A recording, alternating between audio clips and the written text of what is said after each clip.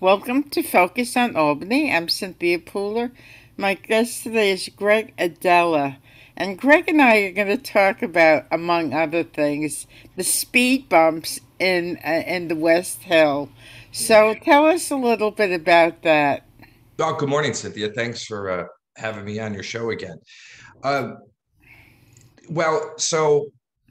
a little backstory is, my family's been doing business in Albany for 79 years, and I started covering the violence, the gang violence, and the drugs in the West Hill 4 years ago, and then I ran for mayor as the independent last year.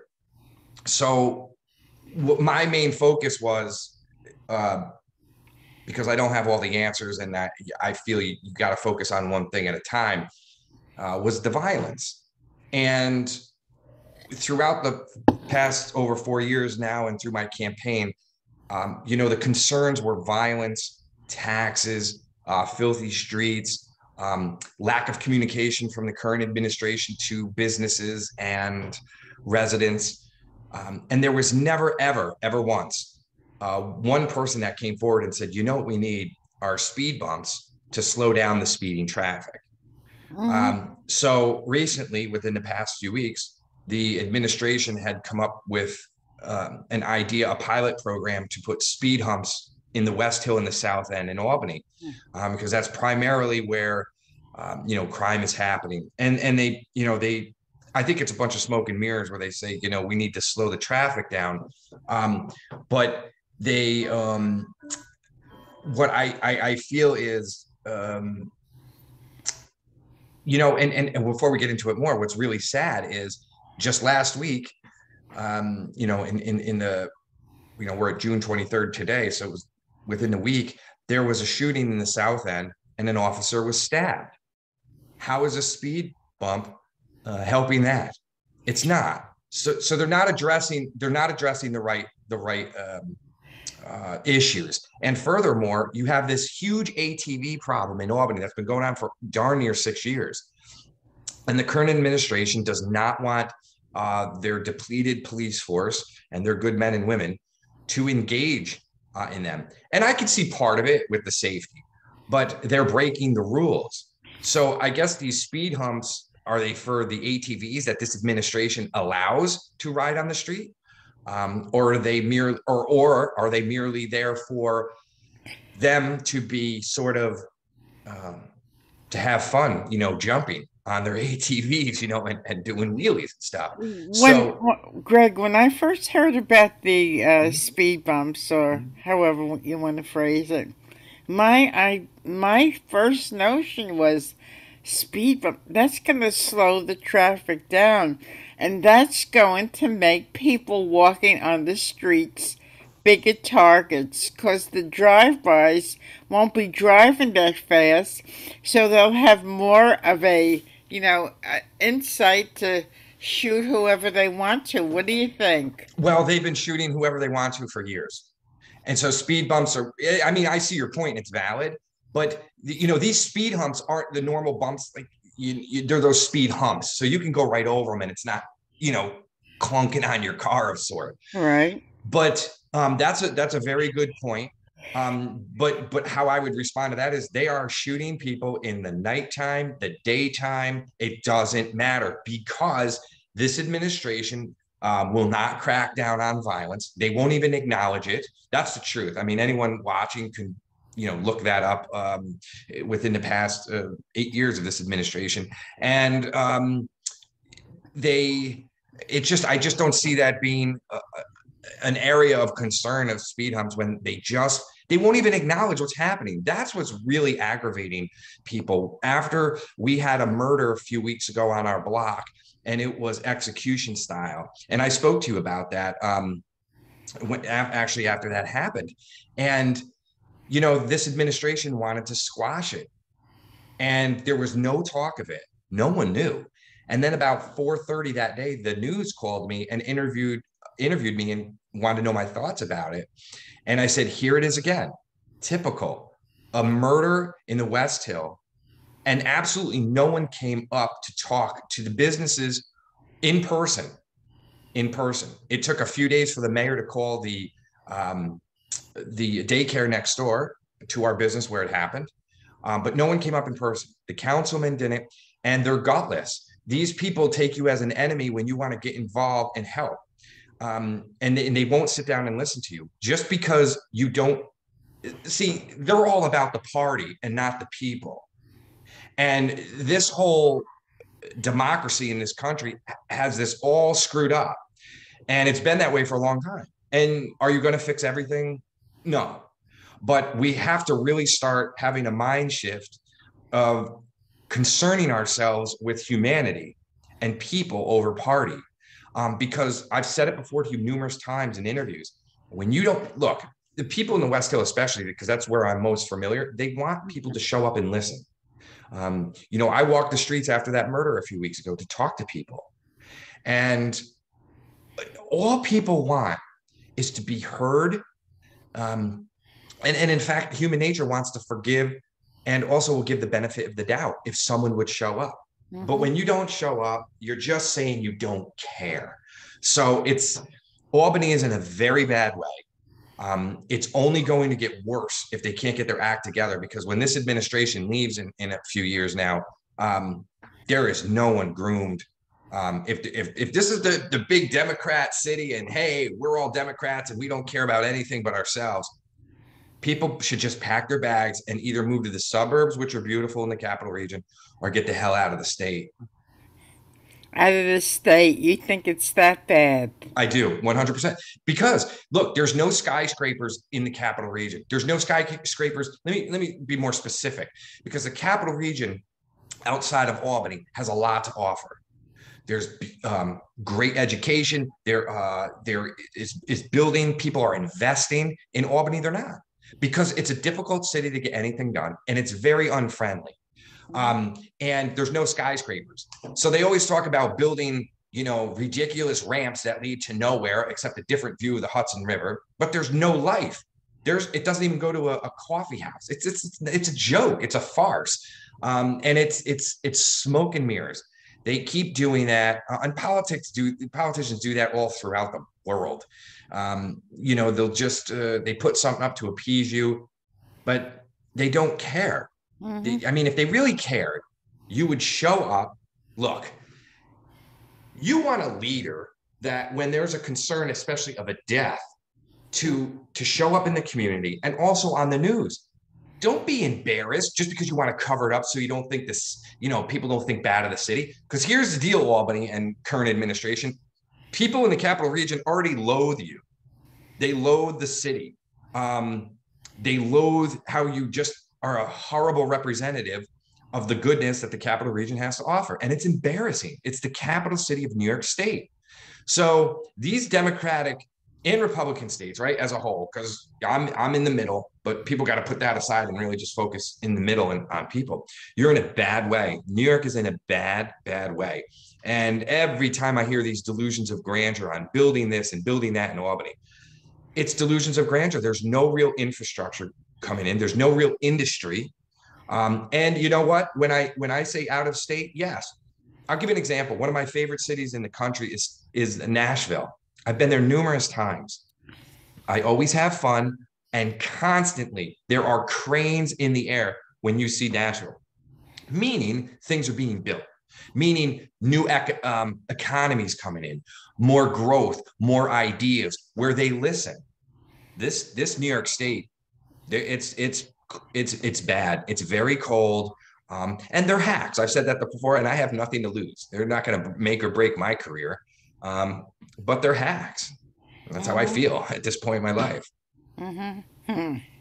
Yeah. So, And I'm a positive guy. You know that. I always try to look at the positive.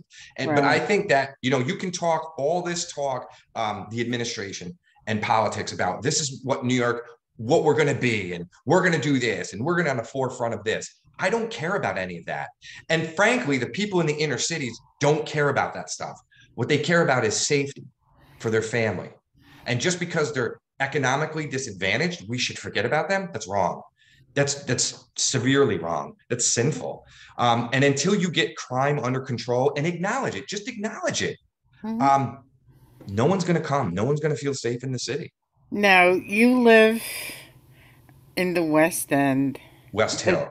I'm sorry, West Hill. Yeah. So, like, right on the corner of where you live is Allie B's place. Uh, And, well, her right, restaurant or her land on the her corner? land. Yes, right, directly across from us. And then further down the road, Greg Sheldon has his Yep.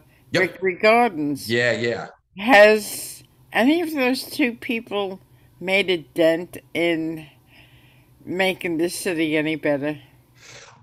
You know, I will say that, you know, especially the property that they had done over on Quail Street itself.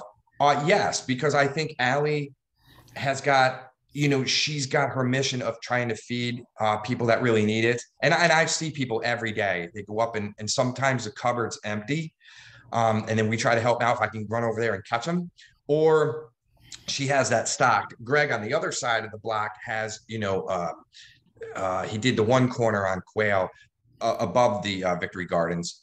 And it's nice to see, you know, butterflies and birds and stuff of that nature in the Hmm. inner city. So that's really nice. So they've made a dent, yes, but their back is against the wall as well because, you know, that's a grant funded business that they're in. Hmm. And you know, so it's different. So yes, have they made a difference? Yes. um I it's it's still not industry in the West Hill, but that's not on them. You know, Hmm. that's not on them at all because I know their heart's in the right place. So, and it's great to have neighbors that care, to be honest with you, Hmm. because both of their properties that they cleaned up were vacant for many years. And when they started doing these over in the past, it's been like just over a couple of years, I ran right over and introduced myself and helped out. So, and that's a good sign because it does take it does take a you know a community to help raise the community. I think this city runs on grants. What do you think? Yeah, 100%. It's a broke city that gives out an empty cup, um, with no vision of true fundraising or creative fundraising, um, because there is about what 5 or 6 major donors in the capital region that give money, and the well's going to run dry. Right. So there, you know, if you go to some of these fundraisers and mixers, it's the same people, it's the same energy, it's boring, um, because they don't want to do anything. See, my view is a little bit different because being on the road for 20 years, I'd always try to bring that top percent of those, you know, top cities energy back to Albany. But Albany's very political and parochial, you know, and they can't get out of their own way. It's a very complacent um, attitude sometimes. I can't say all the time, that would be unfair. Hmm. And I couldn't say all the people because that would be unfair too. But it does have this sense of it doesn't want to grow. Here's my example of it. And I've been in other capital cities as you have, and I can't figure out why Albany has this weird feeling. It's very weird and immature. It's sophomoric. But the best way I could describe it is if you think of an archer with the bow pulled back Hmm. and it's just stuck. It doesn't release, because they play to the party and not the people. And shame on them. Shame on them for putting speed bumps in to get back to the topic of the conversation and not acknowledge that there's real murders happening. Right. That's a shame. That's shameful. And they should be ashamed of themselves. They really should. You know, because I read about the speed bumps, but yet I didn't see anything, any kind of initiative from City Hall to lessen the violence, right? No, no, they won't because they rather ignore it. And what do they care? This administration doesn't care. They have their sights on higher office, which if they're watching this by chance, they don't have a prayer because anyone's going to look at their resume and be like, you really didn't do anything that impressed us to move up in the chain. That's my opinion of it. Hmm. Because I'm very involved. Right. And, you know, I've never, even through the campaign, I never slung mud. I was just calling it what it was. And Right. it's the same conversation, almost the same that I've had with you for 4 years now. Can you just admit what is going on? That's it. Mhm. Have a heart. and show that you care, because no one should live, work, or pray in fear. Oh, absolutely. You know? I totally agree with you. Yeah. Now, where your dad's business is, you Mhm. grew up there, right? Yeah, so I split most of my time because my family was in Albany until my mother was pregnant with me, and then they moved to the Colony area. And then, the, my mother died, 41 years ago. So we were always with my dad. So I had really, it's a great advantage point in the way of, having growing up, seeing suburban life, which is, I'm not even where I grew up was not even 4 miles from the business. And then every weekend, because we were kids, I was always, we were always at the business, running the streets, having fun with our friends in Albany. So I had this you know, great experience. Mm-hmm. And that's how it was growing up. Our whole lives, we worked at the business, high school, college, post college, during my career. I'll be down there, today. You have to do what you do to help, and to see the change. And you know that. I mean, you came in the early '80s. Um, it's really gone downhill fast, Mm-hmm. and no one there. It's really fickle and funny, because even throughout my campaign, Cynthia, there were a lot of people that came forward and said, I want change and we want change. And these were past elected officials or just people involved in bigger things in the region. But I'd say to them, I said, all I hear all these complaints and change, and then you deal with apathy because no one voted last fall. I mean, it was abysmal, Mm-hmm. and that was embarrassing. But they won't. I truly feel that all these people that want this administration out, they're the same people that got her in, Mm-hmm. that got her in. So they all and they're all wheeling and dealing behind closed doors. They're all doing it. Everything that people think of politics, I can tell you in my 16 months of putting myself out there, it's so true. Um, you need to either conform to that way, or you're just not part of the cool kids club. And politics is Hollywood for ugly people, and these people are ugly inside and out, mostly inside because they don't care. But And the that's what's vexing. That should be a shame, and people deserve better, because they work for the people. but the cool kids club, as you phrased it, they're not doing anything for the community. No, no, they're not. Well, you want to know something? And this might interest your audience. When I was running my campaign, and I did well, as the independent, people like, at 17% of votes, and which is mighty good for someone's first shot, because usually average is 3 to 5%. And I know my involvement is more personal because of, I've seen people die in front of me at drive-bys. I've seen, Mm-hmm. these types of things. And, but to your point is, during the campaign, and I'm not making this up, they had the election hadn't even taken place. They said, we have to start working on your next campaign. I said, this one isn't even over yet. They said, yeah, but you got a future in this. I said, look, my focus is just on the people and humanity. And especially in the area where we happen to be, where the block where most of this happens is where we are every day. It's indisputable. So can we focus on one thing? So that's what I learned. When these people get elected in, within that year, they are already focused on getting reelected. So that's a mind shift that needs to change. And I Mm-hmm. know that, we've talked about this before. I'm a huge proponent of term limits. And then people say, but nothing will get done. I actually think the opposite, because if we have term limits, it forces people to get stuff done, as opposed to we'll get to it, we'll get to it, we'll get to it. No, they won't. You have 8 hours in a work day, let's just say 8. You can do a lot. And I'm a motivational speaker, so I know how you can get things done. And I just don't see it. I know things take time. very well aware of that.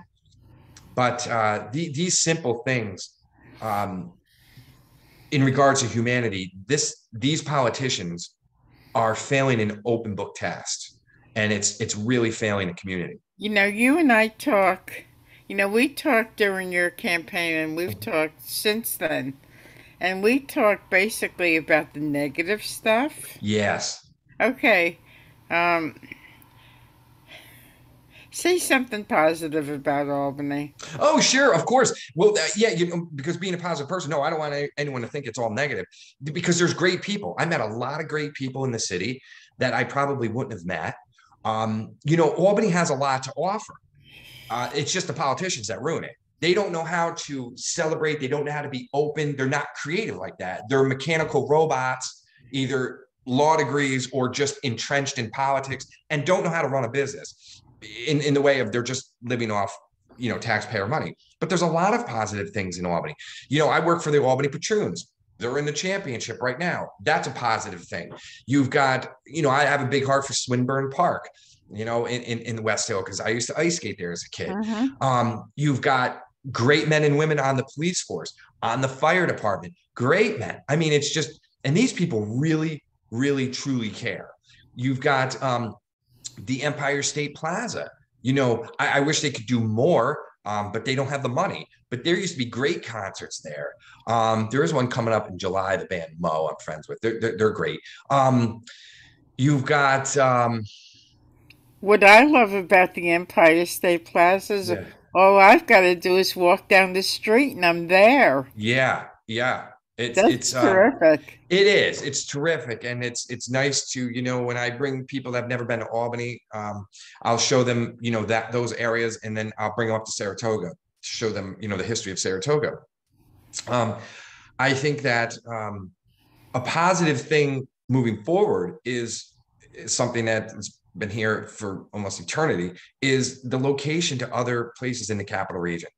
I feel that a big positive with that is be friendly with Colony, be friendly with Saratoga. If they're Republican or Democrat, who really cares? The jig is up after COVID and the history of the world. The jig is up on all this. They know Right. it. They know that they're not really needed in some capacity. So the jig's up. So just walk across the town line and meet with them. Say, how can we bring what you've done to beautify your town or city? How can we work together? It seems very simple to me. So I think there's a positive aspect in that. And I of course I want to see Albany succeed, but it's a capital city and it's full of people that are just lazy to some degree. Mhm. Now, was your dad born in Albany? Oh yeah, he's through and through. Really? Yeah, Albany, VI, Vincentian Institute, which is up on Madison now. That school closed in I believe his late 70s. And then he went to Siena College. Uh-huh.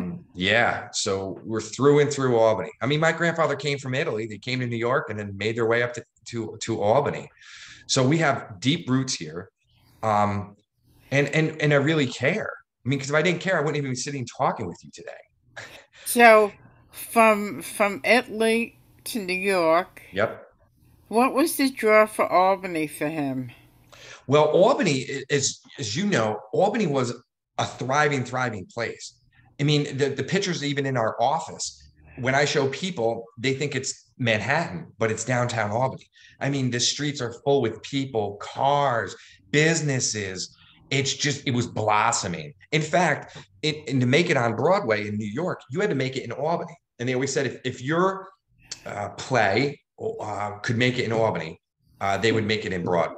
It's very interesting history, um, and it's just not the same because the suburbs were built and people had choices, um, and they fled. And Albany's population just keeps going down. And Mm-hmm.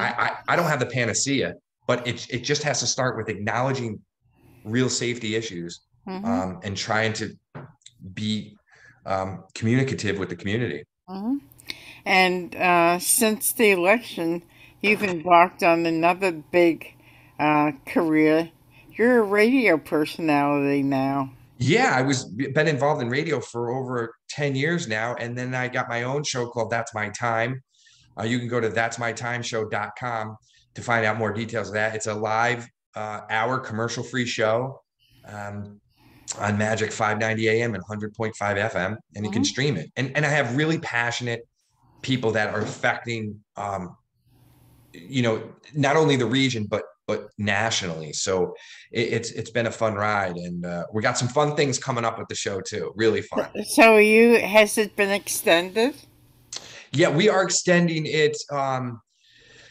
We've got an idea. Well, where it's already in motion on the back end. How we're going to even broaden it. I'm going to tap into my contacts between both coasts. The East and West Coast to bring this show up to the next level. So I'm really looking forward to that. Really, truly. So what I like about radio today is I broadcast out of WCAA, and what makes it so interesting is the streaming services. Yes. You could be broadcasting here like we are in Albany today. They could hear it in Italy, Yugoslavia, Yeah. South America, and I think that's great. It is. It's a great point because we stream our show live, and then it also goes on SoundCloud, my account on SoundCloud on that following Monday. And we've got emails from people listening in California, Florida, Nevada, Maine. So we're really excited about it. And to your point, it's very true. Now in the year 2022, you could be anywhere, sitting on a beach and listening to this. So it's great. So you're gonna stick with radio Well, for a that's one while. thing. I've been, involved in it in the business for 21 years. So I've always been a fan of any business is to diversify. The opportunity came up, they gave me carte blanche, and we launched it. So it's just another thing, in the business that I'm fortunate enough to have going on. Do you think that being on the radio, you're able to initiate change in Albany by the guests that you have? Do you think? Geez, that's a good question. I think it's maybe bringing awareness, but complete change, no, because I mean the show is based. I have guests on with for well-being, sports, politics, entertainment.